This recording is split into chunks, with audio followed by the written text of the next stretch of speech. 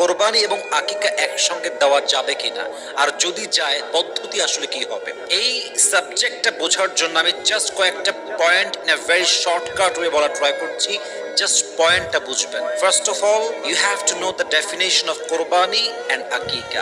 আকিকা কাকে বলে, কোরবানি কাকে বলে, you have to know the definition. আপনাকে সংখ্যা আগে বুঝতে হবে। কোরবানি হলো আল্লাহর একটি ওয়াজিব ইবাদত। যদি if you have financial capacity, যদি আপনার সামর্থ্য থাকে, আপনার জন্য পশু জবাই করাকে একটি ইবাদত হিসেবে ওয়াজিব করে দিয়েছে একজন, বলেন সবাই তিনি কে?